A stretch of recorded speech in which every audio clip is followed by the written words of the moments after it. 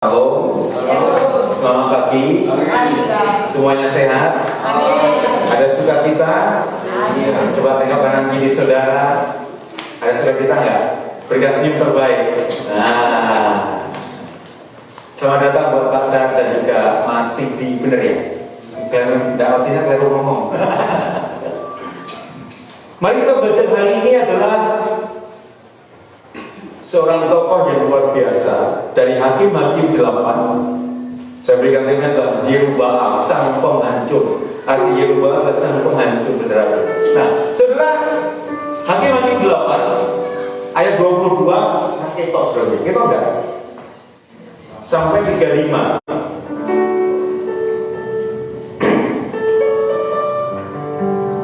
Gideon artinya adalah pahlawan Allah, tetapi Yerubbaal adalah sang penghancur. Sudah ketemu? Hakim-Hakim 8 ayat 22 sampai 35. Yang sudah ketemu katakan amin. Baru ketemu kata ini. Yang sudah ketemu katakan amin. Yang ketemu katakan aman. Oh, ketemu kabeh. Kita baca sama bergantian.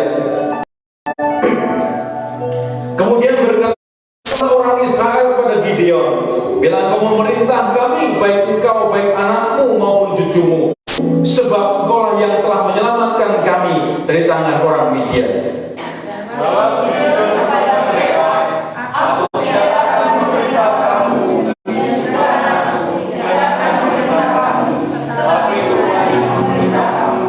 Selanjutnya kata Gideon kepada mereka, satu hal saja yang kuminta kepadamu, baiklah kamu masing-masing memberikan anting-anting dari jarahannya, karena musuh itu beranting-anting emas, sebab mereka orang Ismail.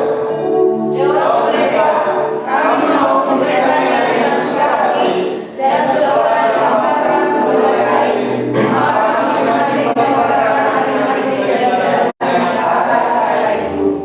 Ada beberapa anting-anting emas yang dimintanya itu ada 1.700 sikap emas, belum terhitung bulan-bulanan, perhiasan telinga dan pakaian kain ungu muda yang dipakai oleh raja-raja Midian, dan belum terhitung kalung rantai yang ada pada leher unta mereka.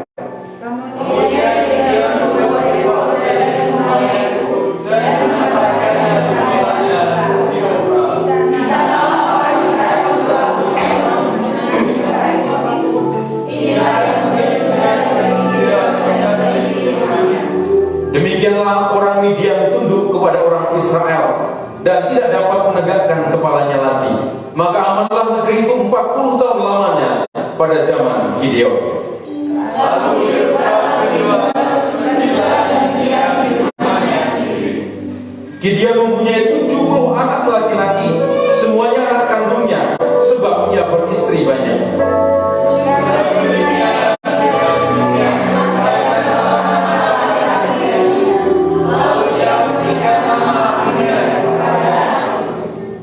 Gideon bin Yos mati pada waktu rambutnya telah putih, lalu dikuburkan dalam kubur Yos ayahnya di Ofra, kota orang Abiezer. Setelah dia mati, kembalilah orang Israel menjaga seorang yang mengikuti Allah dan membuat Allah menjadi Allah mereka. Orang Israel tidak ingat kepada Tuhan Allah mereka yang telah melepaskan mereka dari tangan semua musuhnya di sekelilingnya.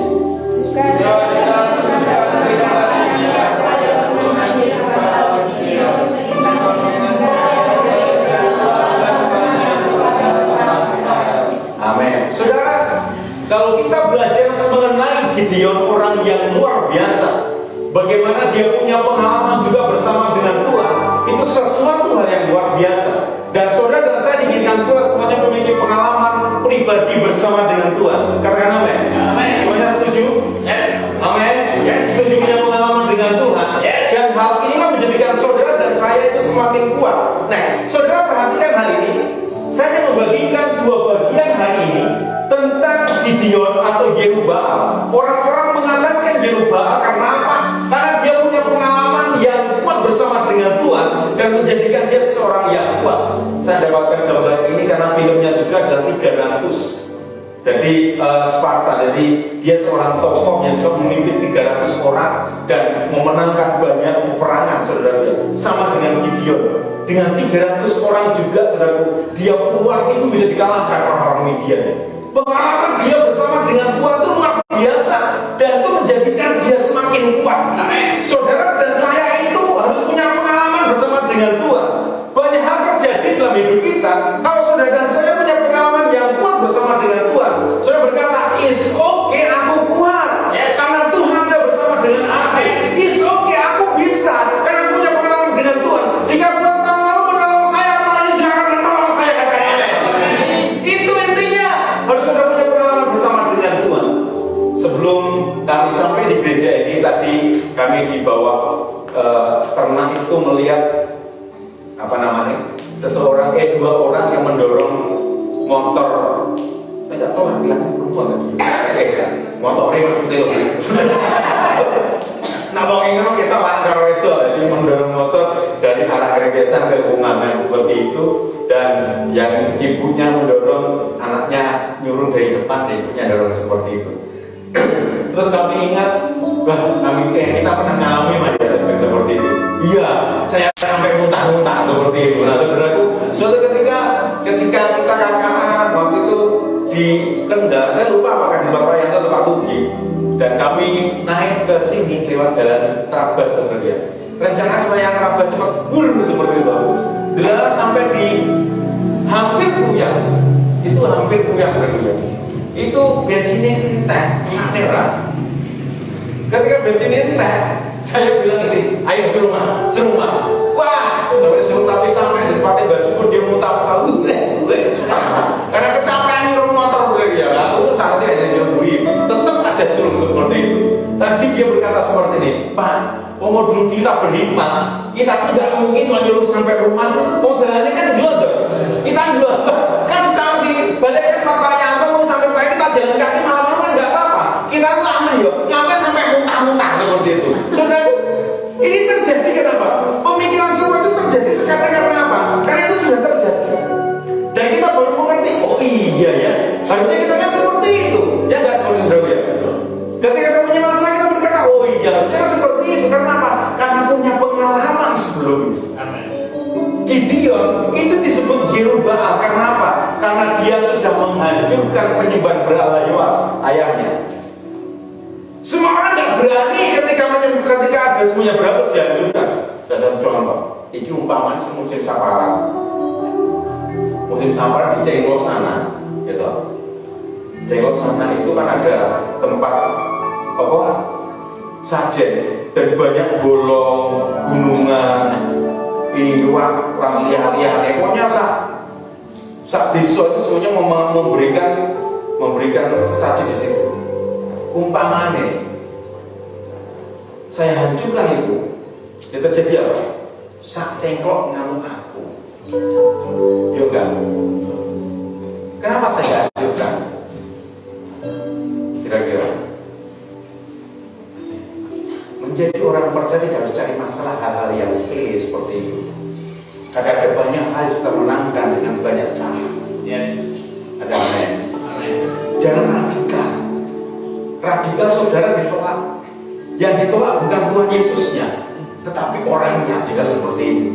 Yang paling penting bukan berarti kita sejalan dengan seperti itu, tidak. Tapi kita punya cara lain yang tergila untuk menangkan banyak jiwa. Saudara, pengalaman Gideon ini menjadikan dia kuat. Kita tahu bahwa pengalaman dia itu kuat. Bagaimana ketika mau berperang dengan orang Midian, semua orang Israel datang, aku mau berperang denganmu. Kata Tuhan berkata apa? Terlalu banyak Gideon yang ikut kamu. Saudaraku, yang terjadi pada waktu itu, terus gimana Tuhan? Tantang mereka, ini bahasa saya. Nah, bahasa kita pernah cukup stino. Yang terjadi, yang takut silakan pulang, saya nganter anyar pulang, wajah senjip punya tambahan pulang, semuanya pulang. Masih ada berapa? 10.000 orang. Tuhan berkata, terlalu banyak Gideon mulai mikir mungkin, lah sana prajuritnya lebih dari 10.000 Tuhan. Masa ada 10.000 iso nih ngasih kekurangan, orang masih kurang seperti itu. Apa yo iso? Tapi Gideon manut dengan kata Tuhan. Apa yang melakukan? Suruh mereka minum di pinggir air. Pinggir air. Pinggir air itu apa ya? Pinggir sungai. Ketika di pinggir sungai, pokoknya saya minumnya kayak bau. Dan akhirnya kan ngomong, kamu kan udah saru ya. Sing berat sing menurut orang itu kembali. Pokoknya saya minum dengan tangan itu yang gak diajar. Ternyata yang dengan tangan itu lebih sedikit daripada yang minum langsung ngokok bisa sih. Pakai logika. Kenapa orang milih yang pakai tangan seperti itu? Karena orang yang langsung minum seperti itu, orang yang berusaha musuh menurut. Coba saya perhatikan. Itu kan zaman dulu masih banyak buaya, udanil, dan predator yang lain di bawah sana. Ujung semua orang minta. Tuhan gak mau orang yang berusaha musuh memperhitungkan. Saudara, saya punya pengalaman dalam hidup kita harus juga penuh dengan perhitungan. Amin. Saudara, pengalaman seperti ini dan seperti itu 300 itu bawa gitu. Dan dengan 300 orang ini dia bisa mengalami kemenangan demi kemenangan dan demi kemenangan. Saudara bisa perhatikan lagi. Bahkan ada orang-orang sengaja dia, saudara, ketika dia minta minum, orang-orang sudah kelaparan, kehausan. Emang kamu bisa melayani dia? Saudara, orang-orang itu seperti itu nggak perang, nggak ngapa-ngapain, tapi kita Gideon dan prajuritnya. Orang-orang yang melayani dia itu kenapa? Dia melihatnya aku yang punya iso. Saudara perhatikan, ini bukan sebuah pembelaan diri. Seringkali kami direndahkan, dihina, atau mungkin ya dengan kalian dinyek seperti itu. Dengan tampilan saya si gondrong, dengan yang karena saya orang Sumatera, dengan orang mengatakan saya gemuk. Saya berkata tadi pagi saya dikuatkan Tuhan seperti ini. Orang-orang yang seperti itu, berapa jiwa dimenangkan oleh Tuhan? Apakah mereka berbakti buat masyarakat? Apakah mereka berguna buat keluarganya? Saudara, terkadang orang-orang seperti itu dia tidak bisa apa-apa. Dia tidak bisa membuat jiwa untuk Tuhan. Dia tidak bisa memimpin. Kenapa? Yang ada hanya iri hati. Dan iri hati fokusnya hanya kepada keirian tadi. Saudara, dia tidak pernah berfokus bagaimana hidupnya bisa bergerak maju, menemukan solusi, menemukan cara, menemukan metode. Tapi apa? Halah, bisa. Karena apa? Karena hidupnya fokus pada ini hati. Orang-orang yang sampai dikebuki sama Gideon tidak dibunuh, dia bunuh dengan duri orang. Karena saya jengkelnya Gideon ini. Dia berkata, seandainya bisa mengalahkan mereka, gue tak kebuki dengan duri. Dan terjadi apa? Semua orang-orang di sana dikebuki dengan duri semua. Saudara, dia semakin kuat, semakin hebat hidup. Pengalaman bersama dengan Tuhan menjadikan dia semakin kuat. Amin.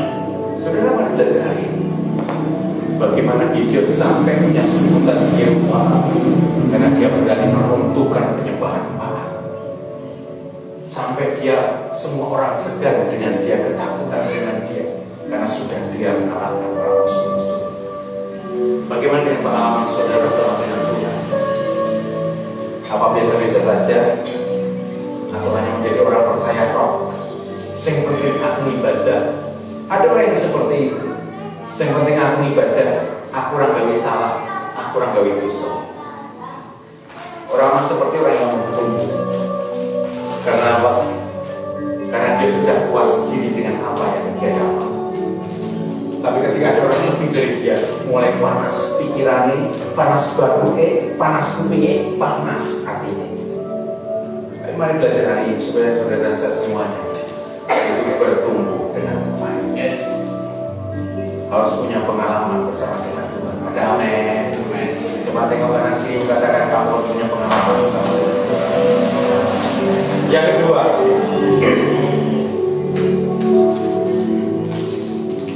kedua,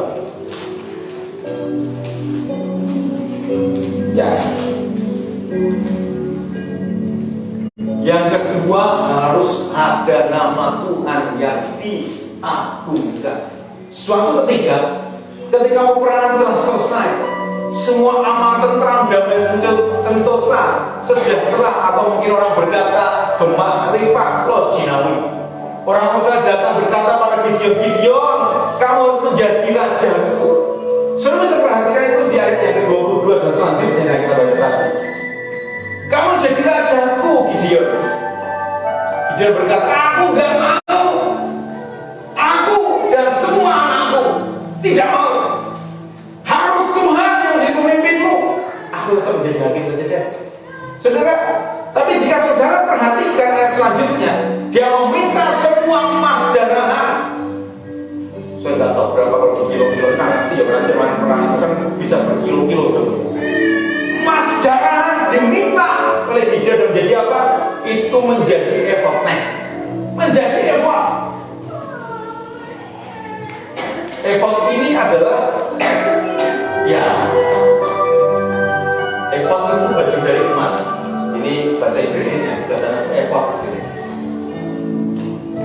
Emas efod itu jelasnya gitu. Di sini para imam besar itu membawa 12 permata yang melambangkan 12 suku, dan efod itu di pinggir-pinggirannya sampai semua dibuat seperti itu. Dan dia efod itu menjadi penyembahan berhala bagi orang Israel. Karena apa? Saya bisa perhatikan ayat. Di sana ada melambangkan 12 suku Israel. Dan mereka menganggap ini sudah ada Tuhan di sana. Ada suku, ada Israel yang diberkati. Ada umat pilihan yang di sana. Ada Tuhan bersemayam di sana. Aku hanya menyembah di sana. Ini yang menyebabkan Gideon salah kaprah pada waktu itu. Dia membuat efod dan menyebabkan orang Israel serong dari Tuhan. Yang seharusnya disembah, diagungkan, itu adalah nama Tuhan. Israel mulai serong menyembah efod dari emas. Dengan adanya efod mereka juga terlalu mengagungkan Gideon. Banyak gereja-gereja yang sudah membuat banyak hal karena mujizat Tuhan. Bahkan banyak para hamba Tuhan diperlakukan secara luar biasa, diagungkan luar biasa.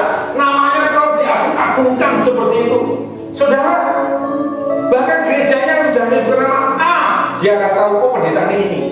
Karena tak pengagungan pada hamba Tuhannya itu sebuah salah besar. Saya pernah berkata pada saudara, masih ingat saudara tidak? Nah aku mati rasa tutungane bagi gitu, tidak lucu gitu. Saya pernah berkata pada saudara, gereja ini tanpa saya bisa berjalan. Gereja ini tanpa saudara juga bisa jalan. Tapi gereja ini tanpa Tuhan aut-autan. Orang itu tidak mungkin orang kanan kiri seperti itu. Sebenarnya gereja masjid, orang gede. Yang terjadi seperti itu. Saya bisa memperhatikan hal itu terlalu mengagungkan para hamba Tuhan. Bahkan kitabnya pun dibawakan waktu kemana-mana, tasnya dibawakan seperti itu. Terkadang saya juga isi mamane, aku mikir kayaknya aku atau aku mengambil minum skokor gawatnya minum soalnya. Wah, kayak doro wah, itu kadang seperti itu. Terkadang isi juga sebenarnya. Saudara, saya pernah berkata kenapa kita seperti ini? Karena saya dan saudara semuanya sama. Yang membedakan hanya sebuah jabatan pengembalaan seperti itu. Saudara, ini melibatkan Gideon serong. Semuanya ngakukan Gideon. Bahkan anak-anaknya 70, istrinya banyak, anak laki-lakinya 70. Saudara bisa perhatikan hal ini luar biasa saudara ya. Efod yang dia mengagungkan Gideon dia bongkar. Mereka lupa ada Tuhan dalam hidup mereka. Mereka lupa ada Tuhan yang mengalahkan para musuh-musuh mereka. Mereka lupa mereka berperang itu enak. Sebelum berperang mereka sudah kocar kacir orang media. Mereka tidak jarang. Saudara, betapa luar biasa Tuhan dalam hidup mereka, tapi dilupakan oleh mereka. Banyak orang terjadi itu seperti itu. Ketika dia susah, dia teriak-teriak minta tolong sama Tuhan. Tuhan help me.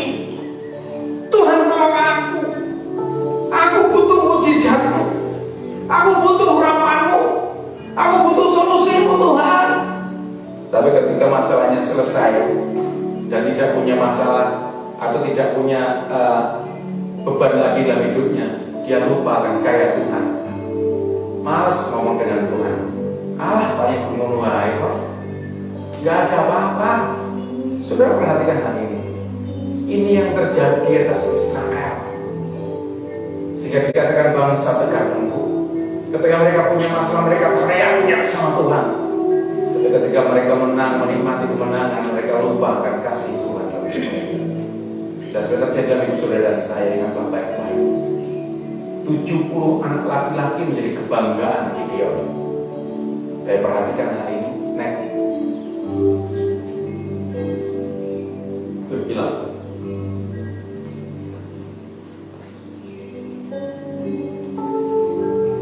Hakiman 9 ayat 1 sampai 5.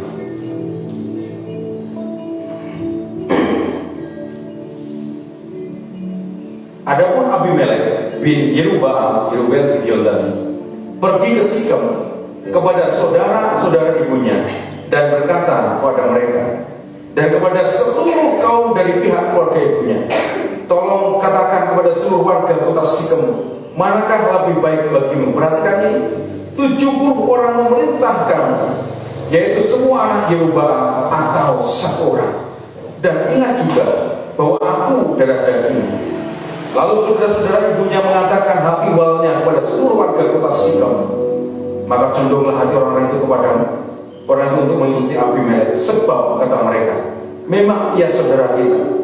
Sesudah itu mereka memberikan kepadanya 70 uang perak dari kuil Baal Perit. Lalu Abimelek memberi perak itu sebagai upah pada petualang-petualang dan orang-orang nekat supaya mengikuti dia. Ayat 5, ia pergi ke rumah ayahnya di Ofra, lalu membunuh saudara-saudaranya, anak-anak Yerubbaal, 70 orang di atas batu. Tetapi Yotam anak bungsu Yerubbaal tinggal hidup karena ia menyembunyikan diri. Perhatikan, yang menjadi kebanggaan Gideon, 70 anak laki-laki. Yang menjadi kebanggaan Gideon, efod dari emas. Yang menjadi kebanggaan Gideon, semuanya diambil Tuhan. Apa jadi kebanggaan itu?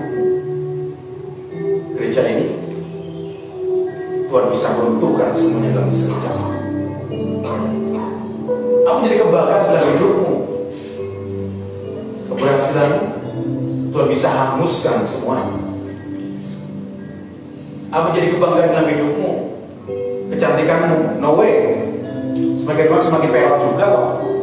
Percaya nggak? Aku biar ganteng soalnya. Aku langsung baru kompor. Enggak ada dia. Saya dulu kurus, tapi setelah punya ini jadi gendut. Jadi kepek. Dulu saya berkata seperti itu. Kalau saya bertemu jenengan tahun 97, 98, tahun 2000, saya nggak mau nikah sama kamu. Lah kenapa? Untung ketemu setelah tahun 2004 kalau nggak salah, kalau nggak 2005. Saudara, apa jadi kebanggaan kita? Yerubbaal kalau menggunakan effortnya. Ini loh karyaku. Aku sudah mengalahkan Midian, tandanya itu adalah effort dari emas. Aku bangga dengan 70 anak laki-lakiku. Aku bangga dengan semuanya. Tapi Tuhan hancurkan semuanya. Karena apa? Tuhan gak senang. Jangan diagungkan hanya nama Tuhan, bukan Gideonnya, bukan Yerubbaalnya, bukan keturunannya. Bisa meneruskan semuanya, saudara, kau menjadi kebanggaan kita. Pekerjaan kita dalam sekejap Tuhan juga bisa ambil semuanya. Apa sih kebanggaan kita? Kebanggaan kita hanya memiliki Tuhan Yesus Kristus, kata amin. Amin. Kebanggaan saudara memiliki Tuhan Yesus, menjadikan segala sesuatunya kita bisa berhasil. Bukan nama besar kita, bukan nama warga kita, bukan nama keluarga kita, bukan nama terah kita, tapi nama Yesus dalam hidup kita. Ada Roh Kudus dalam hidup kita, menjadikan saudara kuat, saudara berhasil.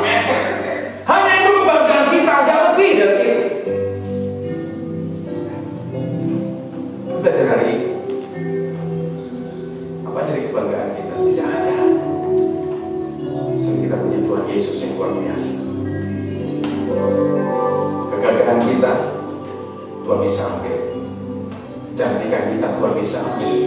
Kekayaan kita, Tuhan bisa ambil semuanya. Yerubbaal, dia membawa 70 anaknya laki-laki. Yerubbaal bangga dengan baju efod dari emas. Yerubbaal bangga dengan nama besarnya. Semua orang Israel mengagungkan dia. Tapi dia lupa bahwa hanya Tuhan yang harus diagungkan dalam hidup setiap orang. Mari belajar hari ini, saudara dan saya tidak terlalu larut dengan kebanggaan diri. Orang berkata, gerejamu itu luar biasa. Tapi mari berkata, Yesus kita yang hebat. Kita yang menjadi alatnya untuk memuliakan Tuhan. Ingatlah, ketika ibu sudah berkata, Yesus hebat, dan tanamkan dalam hati. Dekapolis 10 kota dari tempat ini. Dekapolis akan kita jangkau. 10 kota di tempat ini untuk kemuliaan Tuhan, bukan kemuliaan gereja, bukan kemuliaan saya, bukan kemuliaan jemaat, tapi kemuliaan Tuhan ditinggikan. Ingat apa yang dalam doamu, Dekapolis dari tempat ini, 10 kota dari tempat ini, supaya banyak jiwa diselamatkan. Ketika dulu Pak Yanto usul saya di depan ada balkon, saya berkata, gak usah saja Pak Yanto. Karena biasanya gereja-gereja punya balkon yang di atas itu network biasanya malah gocek, tidak fokus. Yang pertama, yang kedua, karena kalau cuma lebih dari 100 gimana pastor? Cuma saya pengen pindahin apa-apa, gitu tuh. Ini bahkan pindahin apa-apa, masuk berapa-berapa kok. Bisa diisi, makanya Pak April diisi. Mari belajar hari ini, karena apa? Supaya kita semuanya saling mengenal satu dengan yang lain. Belajar hari ini adalah baik kebanggaan saudara, Yesus yang kita sembah. Amin. Mari berdoa.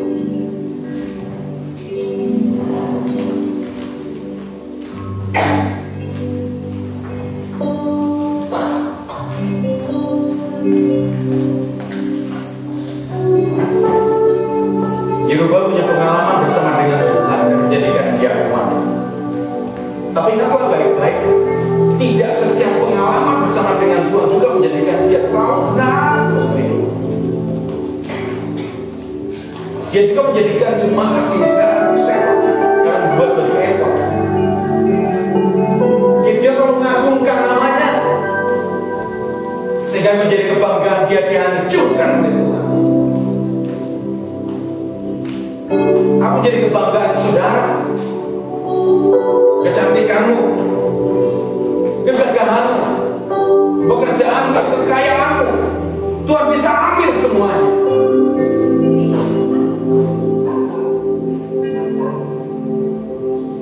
Hanya Yesus yang kita agungkan, bukan nama gereja, bukan nama pendeta, atau bukan nama marga dan keluarga atau terakhir, tapi harus nama Yesus yang kita agungkan. Yesus sangat baik. Dia sangat baik. Apa kau butuhkan dalam hidupnya tak baik-baik?